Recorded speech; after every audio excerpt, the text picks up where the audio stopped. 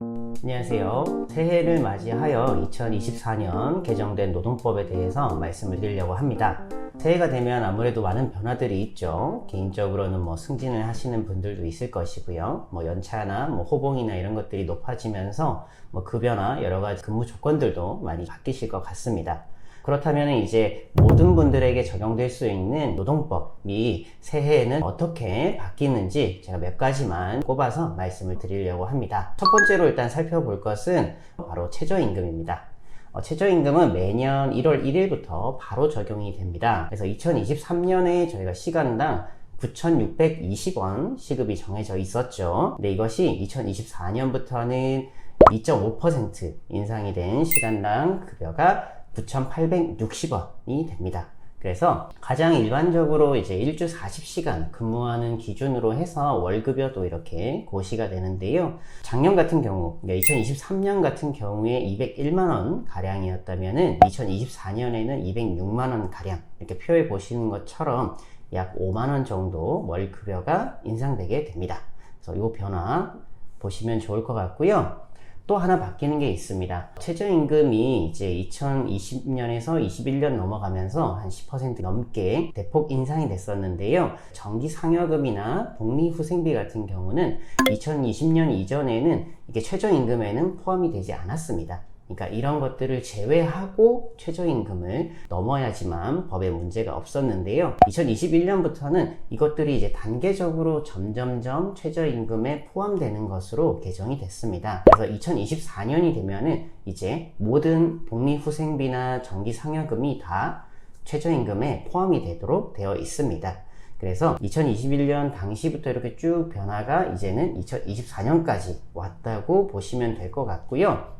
표에서 보시는 것처럼 이제 과거 기준을 적용을 한다면은 기본급과 식대, 차량 유지비를 받는 근로자의 경우에는 식대와 차량 유지비와 같은 복리후생비는 제외했습니다. 그러니까 이것을 제외한 기본급 200만원이 최저임금보다 높아야 되는 거죠. 그래서 2024년 기준으로는 불법입니다. 근데 이제 2024년부터 적용되는 부분들을 생각을 해보면은 식대 10만원, 차량 유지비 10만원 모두 다 최저임금에 산입되는 그런 금액이라 볼 수 있어서 220만원으로 우리가 판단을 해야 되는 거죠. 그렇기 때문에 2024년 기준으로는 충족을 한다, 이렇게 보시면 될 것 같습니다. 그래서 앞으로는 이렇게 쭉 적용이 될 것이기 때문에 모든 금품이 다 최저임금에 산입이 된다, 이렇게 보시면 되겠습니다. 두 번째로 살펴볼 것은 육아휴직에 대한 것입니다. 육아휴직을 사용을 하면은 최대 150만원, 그러니까 통상임금의 80%인데 고용보험을 통해 가지고 최대 150만원씩 월 급여가 나오게 되죠. 근데 이제 이것이 전체 다 나오는 것이 아니라 25%는 육아휴직을 마치고 나서 복직하고 나서 6개월 이상 근무를 해야지만 나옵니다. 그렇게 하면 한 110만원에서 한 115만원 언저리 정도 받으실 수가 있는데, 그렇다 보니까 이제 회사 여건상 사용하지 못하는 분들도 있고요. 급여나 이런 것들이 너무 낮게 책정되어 있어서 사용하지 않는 경우들도 많이 있었습니다. 그래서 이런 것들을 조금 더 개선을 해보겠다고 도입이 된 게, 부모가 이제 동시에 육아휴직을 사용을 했을 때 추가로 급여를 주는 제도가 현재 진행 중에 있는데요. 그래서 이거는 출생 후 12개월 이내의 경우에만 적용이 됩니다. 그래서 현행법에 따르면은 최대 3개월 동안 월 상한액을 높여주게 됩니다.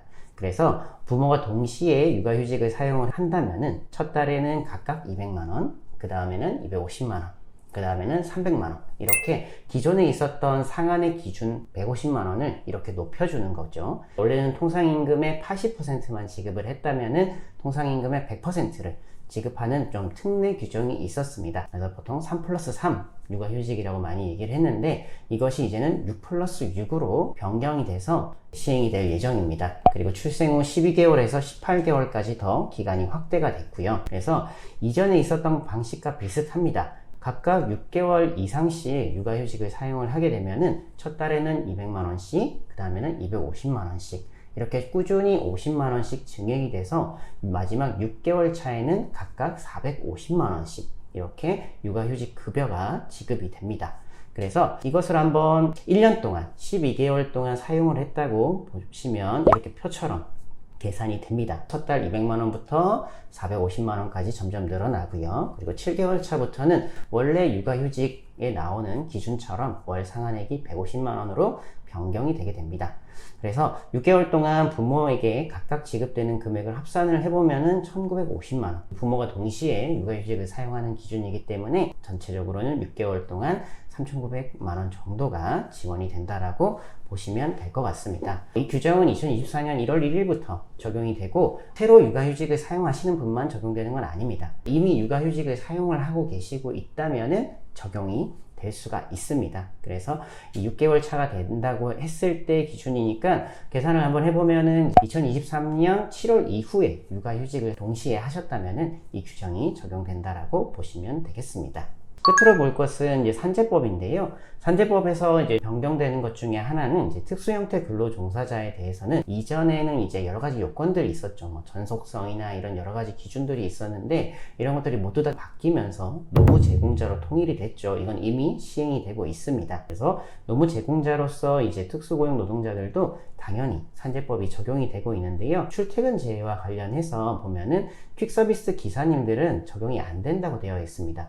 이런 부분들이 이제 노무 제공자로 변경이 되면서 출퇴근제 역시도 적용이 되도록 개정이 될 것입니다. 그래서 이 퀵서비스 기사 같은 경우는 아무래도 이제 오토바이를 탑승하는 순간부터 업무를 수행하는 것이기 때문에 결국은 집을 나서서 오토바이를 타러 가는 과정에서 사고가 났다.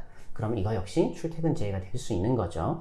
그래서 공동주택이라고 우리가 생각을 해보면은 아파트 현관을 나와서 그리고 아파트 주차장까지 가시는 길에 혹시나 넘어져서 다쳤다라고 하면은 그것이 이제 출퇴근제외가 될 수가 있는 거죠. 그래서 이 부분 하나 확인하시면 좋을 것 같고요.